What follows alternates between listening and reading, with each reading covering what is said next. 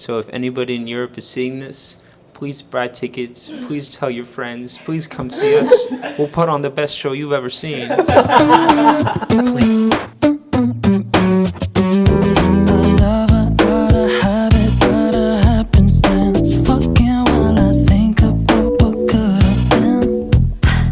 Hi, my name is Christian Lee here for Earworm Digital, and we're here with Michelle!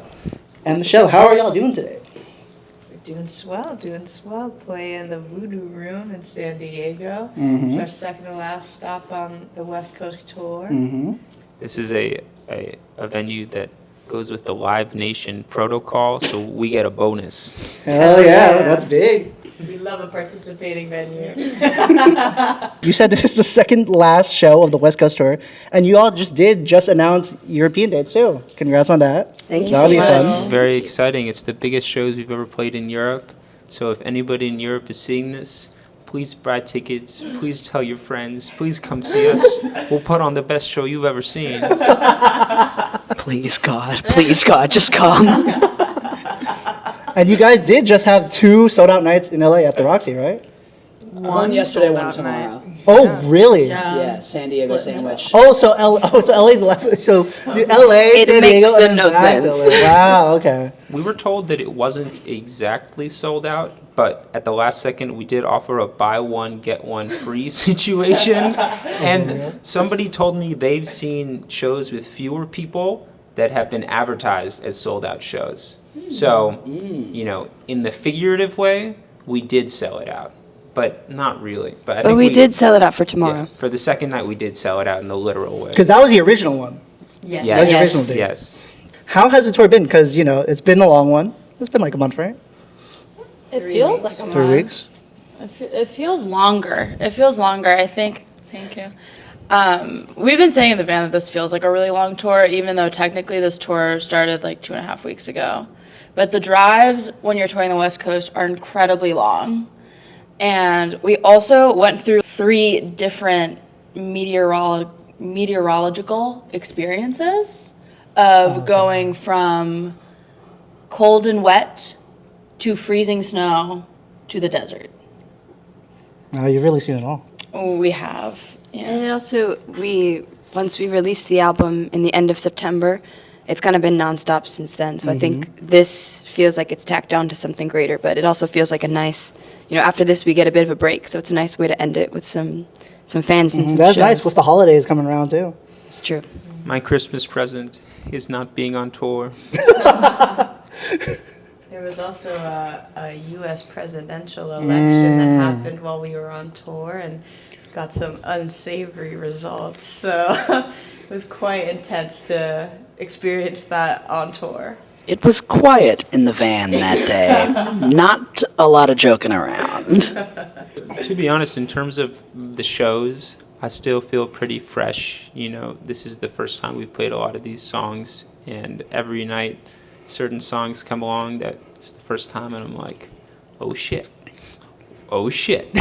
I don't know this one well enough. So the actual shows aren't boring yet. I'm still getting the hair back up in my neck. You gotta leave it all in the stairs to the stage. I get on stage and I feel like I'm the president. And the crowds have been really, really fun. These shows have been awesome, and it's been a couple years since we've done a headline run. So it's really special to be back in rooms of people who are there to see us specifically. Yeah, our fans are some of like the nicest, sweetest people, and they're very polite, which we really appreciate, because whenever we're going into the venue and we see them, first of all, they're lining up for us, which is still so crazy, and they're so kind when we walk past them. Everyone's very, very respectful of our space, and it feels really good. I like the rowdy ones. It's good. It's just good. It's also good to see familiar faces. It's some people who went to the Portland shows were also at the Vancouver shows. Oh, story time. We're passing through customs. Guys what do you guys do? Our tour manager says, we're a band called Michelle. That's Brian, our tour manager over there. Hi, Brian. He's like, we're a band called Michelle. And he's like, oh, no way. The car in front of you, they drove in to see your show. Oh, wow. What are the chances? Wow, that's insane. Then they got the drug-sniffing dogs. They broke the windows. They climbed into the car. There's blood everywhere. Yeah, He said, I don't care how many tickets you sold, you're getting strip searched. absolute carnage.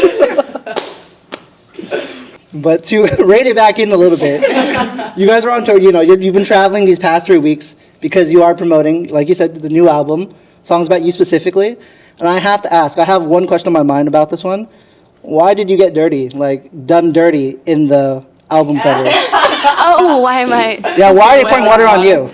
Well, the way we achieved that cover, we wanted to get with the same shoot all of the single art and the cover photo, as opposed to going in like this is the exact shot we want, knowing who it was going to be. We kind of wanted to make it kind of happen organically and really let the shot talk to us. And so we did shots with everybody getting water poured on them, and everybody kind of dry, everybody wet, and that cycles through in all of the single art. That's the one that we chose for the cover. I think I should have been the one in the center, honestly. I'm still angry You're in about the center it. of the interview. So. I think Julian should have been wearing the red dress as well. I should have been wearing the red dress. Everybody should have poured water on me. For the next album. Songs about him specifically. Remix album. You're gonna have to be reining it in a lot. And I've been a fan of you guys since 2018 when I first heard Sunrise, such a good song. And then, I've been a big fan of your last album too, After Dinner, We Talk Dreams. And my favorite song from the new record is Akira. And I really like the music video because it kind of ties into like dreams too a little bit. And I know you guys pretty much just do the script, you do all the creativeness behind, the choreo, the songs, you have control of your album and even like the music video. So what was the inspiration behind that one? Well, we worked with these incredible directors. They're this duo powered by Win, Jake and Rich. And we actually worked with them on the Pose music video, so that's why we tapped them, because we really liked the work that they were doing there. And that music video, I don't know, we just really wanted to go for like a Britney 90s fierce, iconic red choreography. And Emma, as our choreographer, choreographed the whole dance, and so the music video kind of took place from there. And the directors had this idea of having this dreamscape set in like a sheet studio setting, and just felt like the perfect surreal setting for a song about infidelity. Yeah. Thank you. Throughout this whole interview, in a way, you guys made me feel like I'm a seventh member of the band. Just all the bantering and everything. It feels great. But I'm wondering, you think we could take this from the next level from interviewees to maybe friends? Yeah. But of course. Oh, yeah. Yes. Thank No you. one's Thank ever you. asked us that. Perhaps even a level above that from friends to soloist at the show tonight. Oh, I don't know if I'm ready for that much commitment. No, we can teach you. Do we have time to use the When you're in, you're in. You don't get to Maybe pick and later. choose. What about lovers? Oh, I'm down for that. But the thing I love to do for my friends is give them gifts. So we do have some gifts for you. No. You're joking. First one is handmade, Oh my god. and they're little phone charms. Thank you very much. God. We really appreciate This this. is so nice. Thank you. She made it. Oh, that's lovely. It's like that, yeah. Oh, it goes in the thing. Yeah. This is Wait, amazing. we should have Thank brought- you. I don't have anything. We'll get you some merch. But that's not all. Can you please hand me the backpack too? Where is it?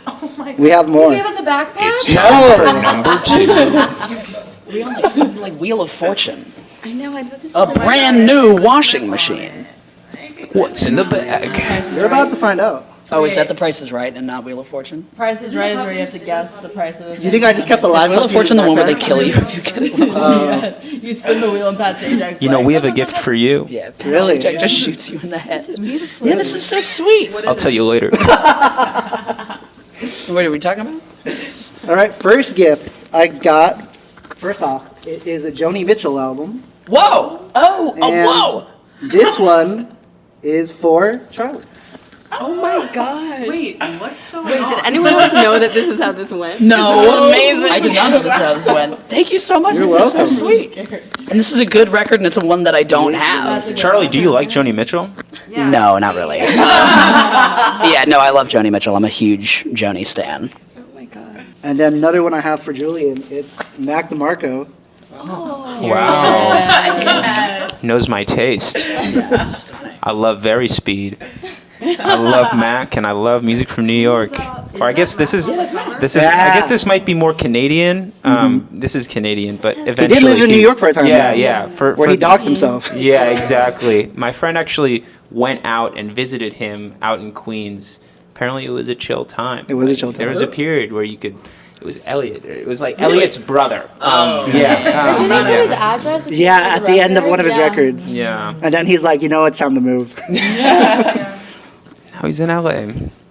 And then for Emma, we have St. Vincent. Oh, thank you. Oh my God, this is so sick. This is like gratitude and fear. And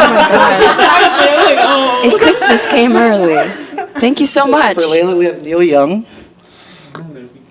A So classic, you too. watching me? Oh, sorry. Wowee.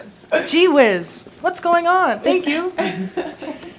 For Jamie, it was a very iconic summer, so I thought I'd give you Brat. Period. And then last but not least, for my friend Sofia Styles, I got Harry Styles.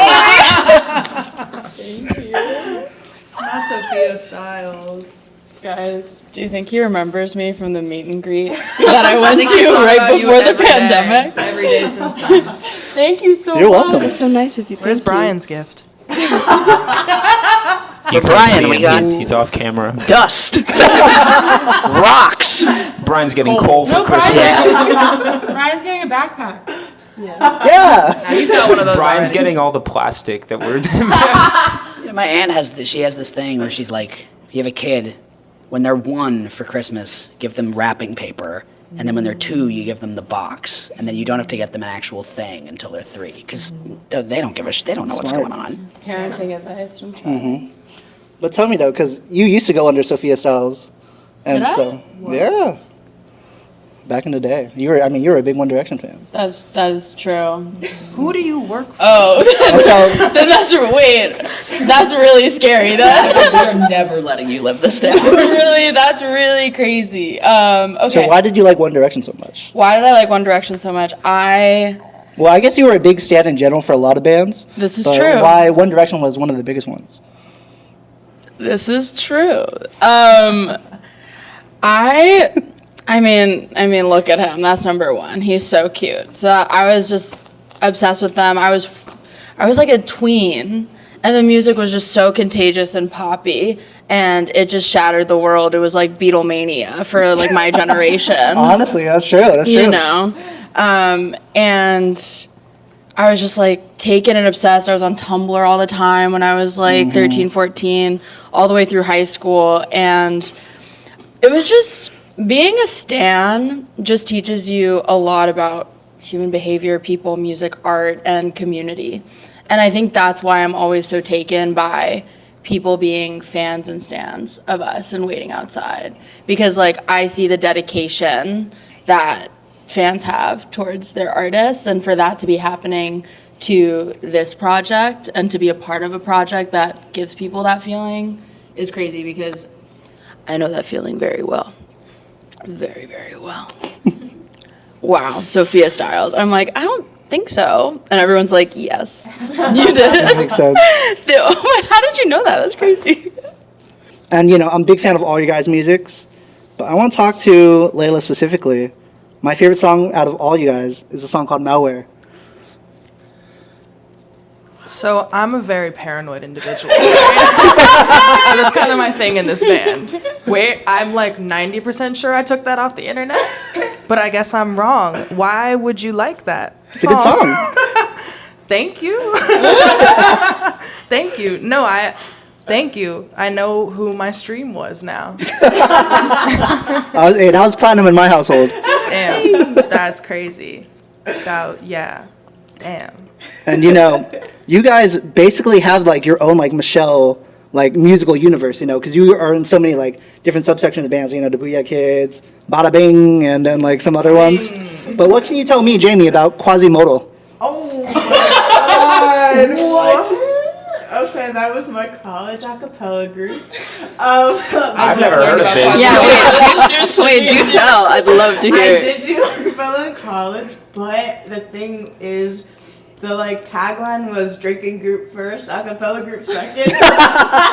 Why I kind of liked the group, it was kind of a social thing more than anything, and we would sing, and sometimes we would be singing on the piano, and it would be time for rehearsal to end, and naturally we would go and smoke a little after, and sometimes I would be rolling up right on the grand piano. So it was a good time, yeah. You don't know this, but I learned about Quasimodo just a week or two ago, and that conversation ended with we don't talk about Quasimodo. Acapella has such a reputation. Well, now it's worldwide. Oh yeah, Jamie, what you do now is so different from college acapella. But let's go back even further. Julian, tell me about foam. Foam. I'll talk all day about foam. Foam was Michelle before Michelle. It was my high school band fronted by Otto Benson. He wrote all the songs, or we co-wrote, but it was really his project. Now the music is called Memo Boy on Spotify.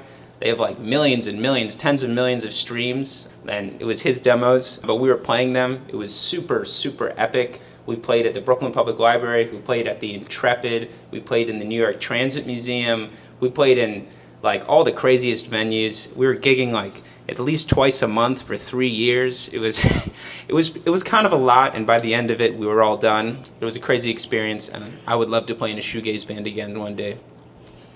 Yeah, you never know, it might happen again. We might just form our own band. Let's do it. And then I want to talk to Emma. And Emma, because you do the choreography, which is iconic, and it makes I think your guys' performance on another level. Because I saw you guys at, where was it? It was at All Things Go. Was it last year or 2 years ago when you guys performed there? 2 years ago. 2 years ago. When Lord was performing, right? Yeah. Yeah. I saw you guys there. You guys were really good too. But I want to know, do you think Ellen Robbins shaped Michelle in any way? Absolutely. Or she shaped me for sure. And I think that's how I show up to this group. I love Ellen Robbins. She was my dance teacher when I was 8 to 18. And she had this, her approach was dances by very young choreographers. So I was making dances and performing them in a real theater with costumes and lights ever since I was 9, I guess because I had a birthday. So since I was 9 up until now, I guess. So I think that shaped who I am as an artist, and that kind of encouragement at a young age, what you have to say or what you have to dance is worthy of being seen and shared and developed. And so that's how I can show up for these goofs and do it. I'm These so goofs and grateful. gaffes, We yeah. love Ellen Robbins. Shout out to her. Can I interject here? Yes. My sister also did Ellen Robbins. My sister's only 2 years older than Emma. Oh. I didn't realize this until much later. But for many years, I would go to the Ellen Robbins recitals. So little did I know that as a 5 or 6 year old, probably, maybe actually no, 7 or 8, I was going and I was watching Emma perform dances. And so I think I may have met Emma first out of anybody, or not Wow. met, but seen, on a certain level artistically. I met Emma first. Or I mean for who I met first. Yeah. If I'm thinking, Guys, stop fighting. if I'm Stop. thinking Julian-centrically, Stop the fighting. We all met Emma. I think we all met Emma. What's your story? Well, we did Korean school together, and then we both quit. And that's how we both don't speak Korean very well. What year is that? Oh, it must have been Babies. 2004, 2006. We were, yeah, We we were must have been, really yeah. young. You were might have splitting to your be- time between Korean school and dance school. Who's doing the interview? Sweating. Good thing we gave him his own mic. Oh my gosh. And last but not least, Charlie. I'm shitting myself with fear. Okay. Well, do you want to talk about music or life outside of music? You can talk. You can talk to me about whatever you want. Okay. Well, I mean, we'll just talk about music since you guys are musicians. Can you tell me about this project called Kess? That was a name that I released one demo under on Bandcamp in 2017, and it's from a movie the name comes from a movie by Ken Loach about a very sad English boy who sort of adopts a bird, and they speak in an accent that is completely incomprehensible, and they are speaking English, but you do still need subtitles. And Is there more coming though? hell yeah.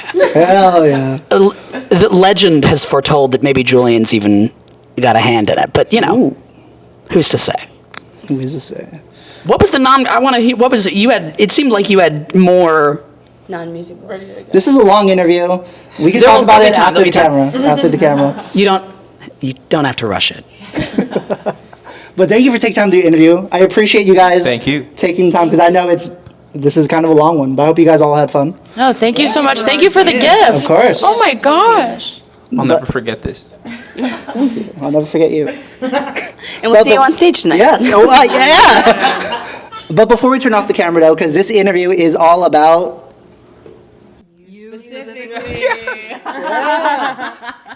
you got it. I failed that. I failed that. Robbins.